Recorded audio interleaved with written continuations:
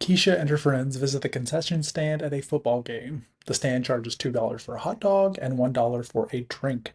The friends buy a total of 8 items for $11. Tell how many hot dogs and how many drinks they bought. So, anytime you're given a word problem like this and you're asked to find something, in this case, hot dogs and drinks, step one is always to define your variables. What we mean by that is we want to figure out what it is the problem is asking us to find.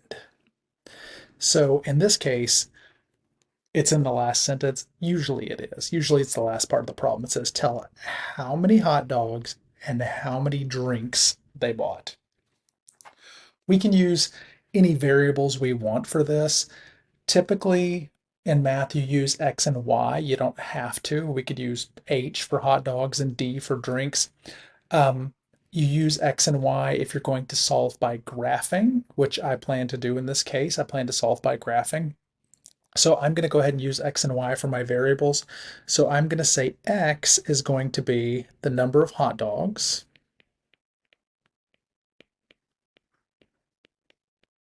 and Y is going to be the number of drinks.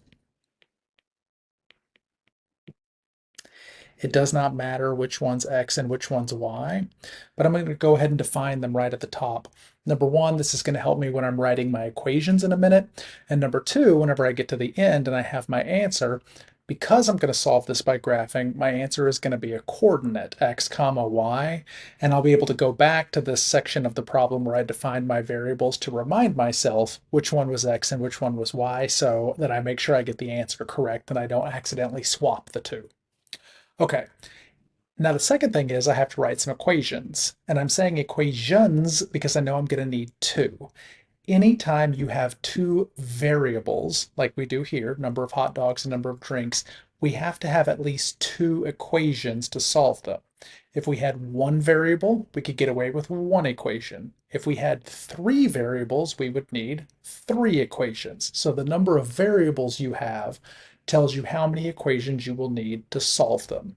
Two variables, two equations. And luckily, the problem gives us enough information to write two equations.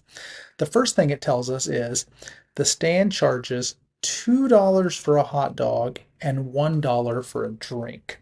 So what that tells us is if I know how many hot dogs I bought, I can multiply that by 2, and that'll tell me how much money I spent on hot dogs. So for example, 2 times X tells me how much money I spent on hot dogs. However many hot dogs I bought, which I'm using X for, multiplying that by 2, that's how much the hot dogs cost. Then it says $1 for drinks. I bought Y drinks. So 1 times Y, or 1Y, tells me how much I spent on drinks. Now that alone is not enough to write an equation until I look at the next sentence. It says they bought a total of 8 items for $11. So what that means is if I take the amount that I spent on hot dogs and the amount that I spent on drinks and I add those two amounts together, the total amount I spent on hot dogs and drinks together, I spent $11. So hot dog cost plus drink cost equals $11, and there's our first equation. Okay, but I said we need two equations, so let's work on our next one. So the next one is going to come from this part that says they buy 8 items. So that means I'm walking away from the concession stand holding 8 things. It's hot dogs, it's drinks, and there's 8 of them. Could be 4 and 4, could be 3 hot dogs and 5 drinks, or 5 hot dogs and 3 drinks. I have no idea because I don't know how many things I bought yet, but I know the number of hot dogs plus the number of drinks equals 8. Although I don't know how many hot dogs and drinks I have, I do have variables for those two things. So the number of hot dogs is X, the number of drinks is Y, and I know that hot dogs and drinks added together is 8 items. The number of hot dogs plus the number of drinks is 8 items. So now I've got two different equations here. This second equation tells me the number of things I bought. I bought 8 things, so number of hot dogs plus number of drinks equals 8. And the top equation tells me the cost of those things. It was $2 for every hot dog, $1 for every drink, and the total cost was $11. So now I have done the second part of this problem, which was to write the equations. This is what is known as a system of equations because I have two equations and I want to solve this system of equations, which means find the value of x and y that is a solution to both equations. And as I mentioned before, we're going to solve this by graphing. The easiest way to graph is to put these two equations into slope-intercept form, and neither of these is in slope-intercept form right now. Both of them are pretty easy to put into slope-intercept form though. So let's go ahead and we'll write the first equation over here, 2x plus 1y equals 11. And we'll put the second equation over here, x plus y equals 8. And let's work on getting both of these into slope-intercept form.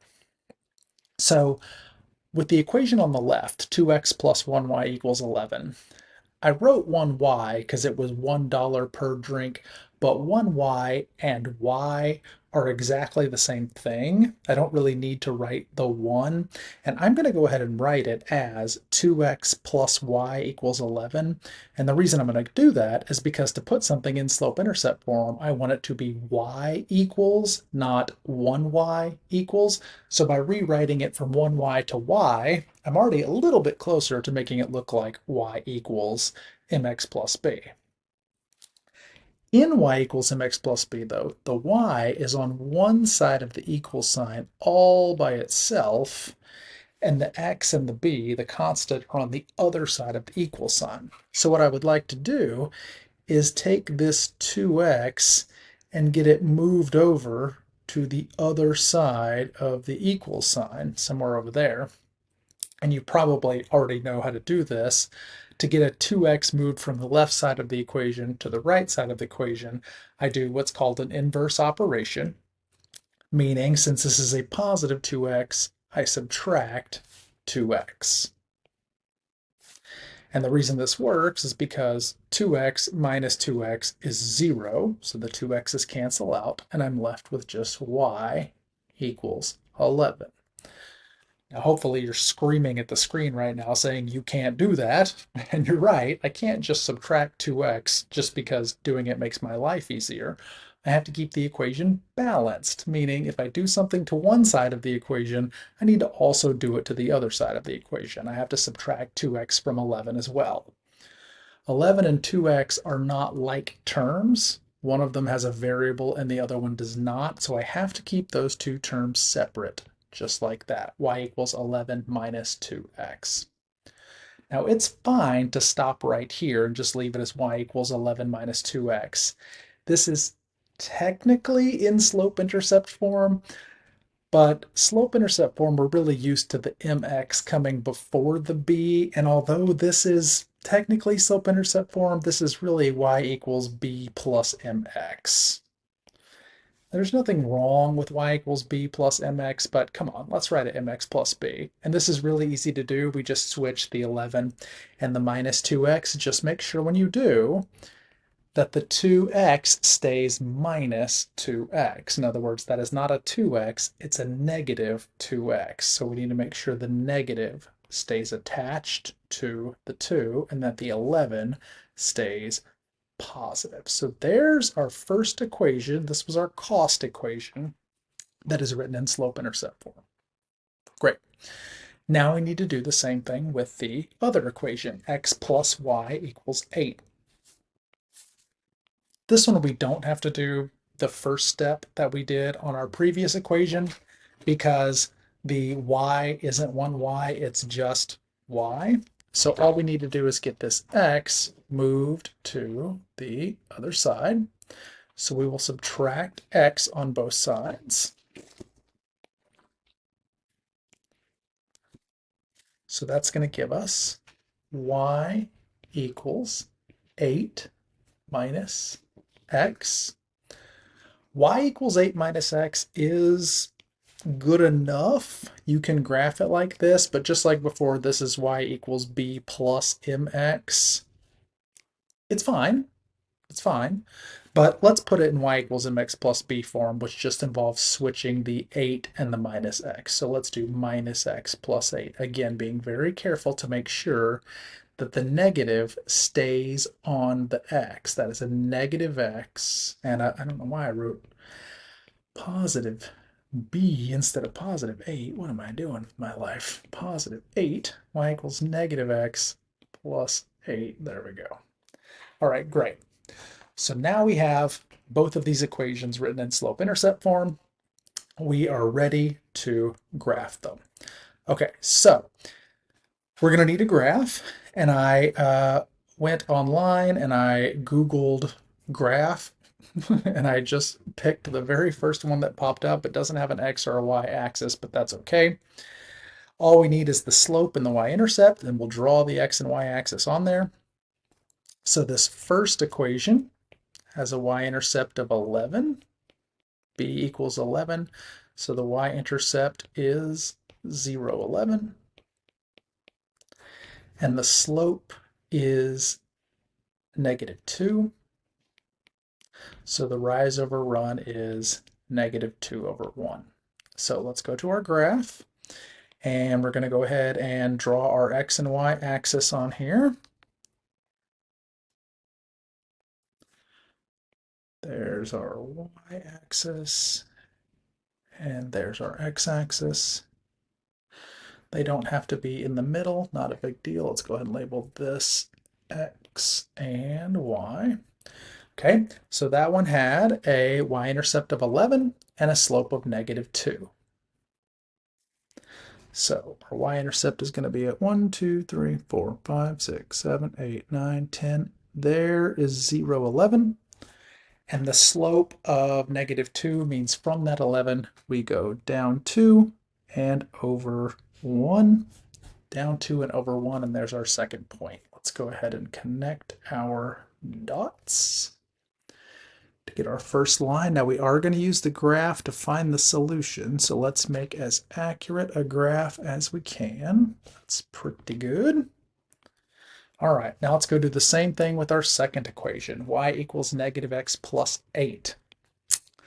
That one has a y-intercept of 8.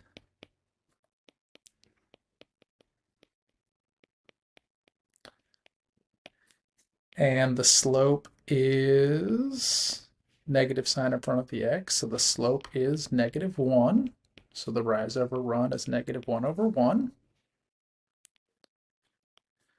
So let's put our y-intercept at 8. 1, 2, 3, 4, 5, 6, 7, 8.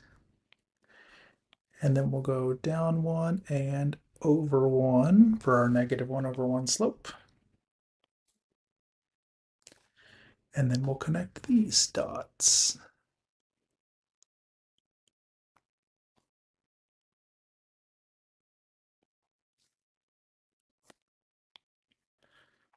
Right, pretty good. All right, and the solution to this equation is going to be the spot where these two lines cross. So where is the spot where these two lines are going to cross? And looks like the solution is going to be about right here. So that point, whatever that coordinate is, that is the spot where these two equations would meet.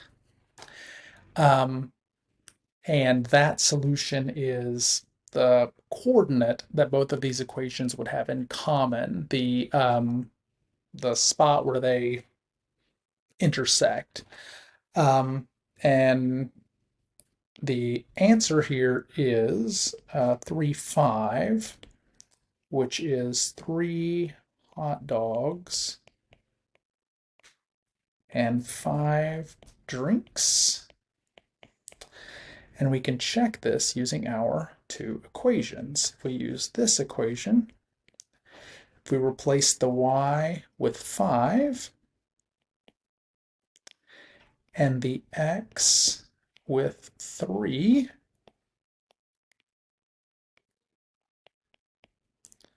we get 5 equals negative 6 plus 11. which is true. Negative 6 plus 11 is 5. And if we do the same thing with this equation, replacing the y with 5 and the x with 3, we get 5 equals negative 3 plus 8, which is also true. Negative 3 plus 8 is 5. So, after solving this problem, they bought 3 hot dogs and 5 drinks. That's the solution to the system of equations.